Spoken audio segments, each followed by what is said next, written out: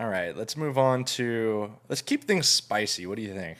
Want to keep things Some spicy? hot takes? Yeah, a couple hot takes. I like I got hot a good takes. hot take for you. I've been wanting to tell you this one. Go. Okay, ready?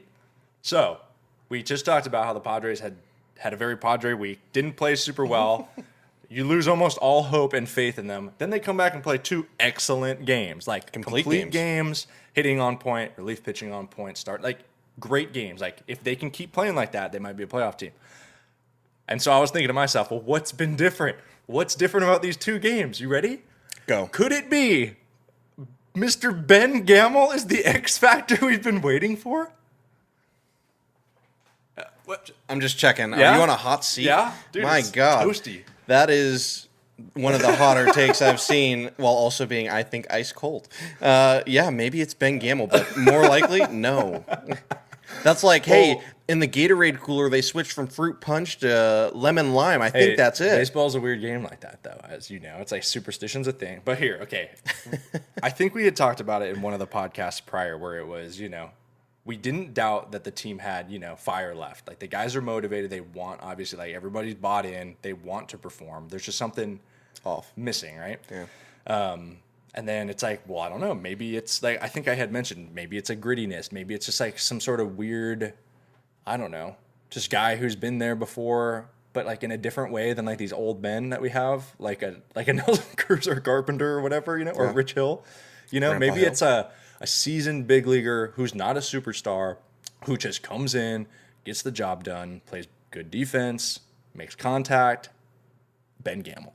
I'm just saying. I don't know. It's only been 2 games. He's gotten some But play he's time, played 2 and he games. didn't look bad. He's played 2 games. They've been I think, like kind of the best the Padres have looked in a long time. Not saying it's all him, but I don't know. Just a take. Yeah, I mean, I think there's something to who is not Ben Gamel that's been in versus Ben Gamel being in, right? So Right. you have young guys coming up who are still getting their feet wet, facing big league pitching, and a team knows that. When they come up to bat, there's that kind of thought in your head, like, let's hope the kid can do it. It's not proven. And then you've also got the other guys who's like, man, if we had prime Nelson Cruz or prime Carpenter, he gets this done all the time. Yeah. And then you're thinking how old he is. I don't know. Weird take, hot take. Oh, yeah. But yeah. More so than a hot take, it's just like a weird take. Yeah. But I just don't know. Food for thought. We'll see what happens if he keeps, if he's Producing. in the lineup too, right? See what happens. I like it. Okay, here's another one for you. Go. So, Matt Carpenter is more valuable not playing but sitting on the bench than a replacement player that you'd fill his spot with. Go. Yeah, no, I agree. I agree only because of the reports that came out Yeah. from the clubhouse saying that they would rather have Yeah. a Matt Carpenter on the bench than yeah. a fringe player. He gets one at bat in a month. Yeah, strikes out. But he has a value. I mean, Yeah. they talked to Bob Melvin after the game and said basically, why was Matt Carpenter in that situation? You haven't trusted him for over a month to be in that same situation. And he blatantly said, I just need to get the guy in at bat. Yeah. And he added, and the caveat is huge, that he's never pulled for anyone to get a hit as hard as he was pulling for Matt Carpenter, which shows this level of respect and speaks to the character that Matt Carpenter has. And his teammates are also backing it, saying, we'd rather have him in here Right. than lose him and have someone else come up who can maybe pinch hit a little bit better. Yeah, I'm curious about that. Just because it's like, right, we all know he's like a pro's pro. Obviously, they love having him there. But I guess I'm thinking like at this point, I'm just curious to see is he like taking a coaching role, kind of, Yeah. I'm sure it like is. like making sure the energy in the dugout is right. The player coach, kind of, Yeah. right. That's a very valuable piece that people often overlook is having that. And every team, I think, has a guy like that. And, dude, Matt Carpenter's a great dude. Yes. I mean, look at who you could bring up to take his spot. Is it worth it? No. If we had a farm system Right. loaded with guys who could come in and make impact, Right.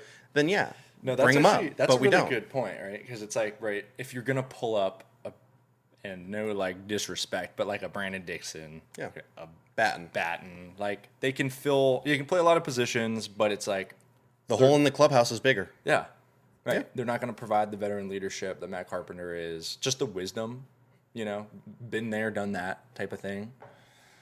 So, I yeah. really do think that when you're struggling the way that they are too, you need somebody that when you're coming into the dugout off the field, someone who's going to keep it positive and not a guy going, oh my God, I could do this. Like I could go out there and play better than this. Why am I not in? No. He's not saying, why am I not in? Right. He's saying, hey, let's make sure we've got our heads on straight. Yeah. Let's focus on the task at hand and go for it. Yeah. And I think too, I think it was a quote from Carpenter. It was just something along the lines, people were asking him during the trade deadline and whatnot. And he was totally just like, I understand, all these things. I've been here before. It's like, I want the Padres to do what's best for the Padres. He's like, whether that's me in here or not, like, I totally understand, and I'm totally about it. So it's just like, that I think just speaks to the type of guy he is. And the guys know that. Yeah. That's why they're backing him. So, yes, I like that take. He is more valuable than a fringe player. More valuable not playing than a below average big leaguer. How many times does it come down to your last bench piece being the deciding factor in a game? It happens, and when it does, you're happy to have that depth, but it doesn't happen often. He's worth it. Okay. And then this one's, I don't know, not so much a hot take. Should I get a hot take at some point? I'll go after this one. I've got a hot take. Throw yours in. Why not? I already went. My hot take is that run differential is a scam. And I've never really thought that till this year, because normally at the end of the year, you look at run differential and it's like, wow, those top teams, it shows how dominant a team can be when they're at the top. I think it's like a fun, oh my God, did you see that?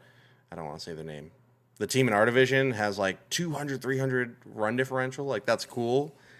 But it ultimately doesn't mean jack. And I haven't thought that before, but I'm looking at the numbers. Padres plus 64 run differential. Orioles plus 58 run differential. The Padres record 58 and 63. The Orioles record 74 and 47. Yeah, ridiculous. I mean, but shouldn't we be better according to run differential? Right. And what it doesn't take into account most are close games. And what matters most in close games is runners in scoring position. Right. Getting the big hit, not walking the world, etc. So my faith in run differential has plummeted this year, and it took my team not proving it to really notice it. Took a perfect example.